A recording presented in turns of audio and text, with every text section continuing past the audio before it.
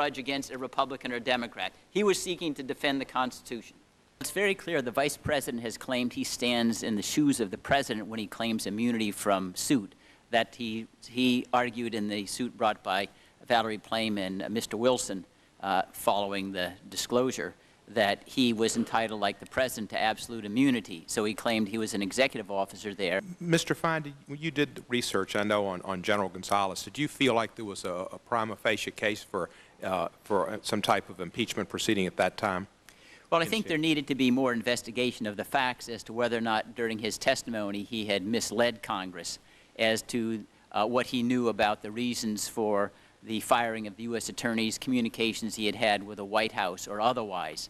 But certainly if that could be established, obstruction of a congressional investigation surely would rise to the standard of a high crime and misdemeanor. Do you think it serves a good social purpose to go into impeachment, or do you think that, as Congressman Watt feels, that we should concentrate on the omissions on health care and education and other issues and environment that we've had over the last 6 years? Well, my experience certainly, it depends upon what the allegations of impeachable offenses are. There can be bad impeachments and good ones. The one that preceded Nixon was a bad one against President Andrew Johnson. But my sense, having participated in from a different angle than Ms. Holtzman on the Nixon impeachment, that it was an enormously unifying exercise. I never felt prouder than an American when I saw Mr. Nixon leave the White House, because he said, if I do it, it's legal, and that wasn't our constitutional system. But my view of the institutional wrongdoing against the Constitution here isn't something that you need archaeological expeditions to discover. These are open and notorious. The President has openly stated, and on the record he's gone on public radio and television saying, I flouted the FISA law. He stated, I had a terrorist surveillance program and I didn't care what the law said. And he's had his own Attorney General say, if I'm gathering foreign intelligence, I don't have to obey anything Congress has done. That's simply a decision here. Is that an impeachable offense if the President says, I don't need to obey the laws that Congress has enacted? It's another version of the President Nixon. If the President does it, it's not illegal.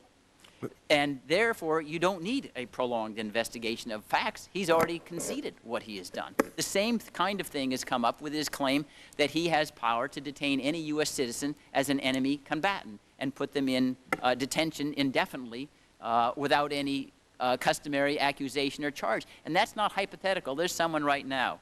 His case is in the Fourth Circuit Court of Appeals. His name is Mr. El-Masri. He was plucked 5 years ago from his home. He was initially charged with crime, and then he's now being held as an enemy combatant.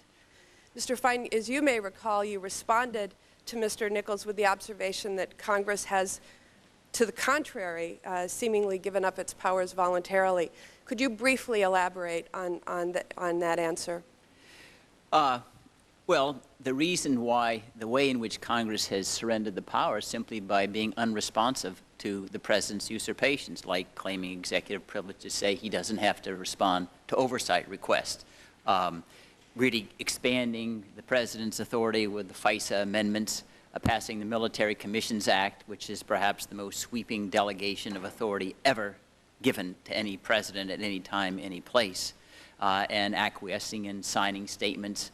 If there's no rebuke to these claims of power, that's a surrender. And perhaps one of the most dangerous ones, I think, is I think this body tacitly has accepted the idea the President can initiate war on his own.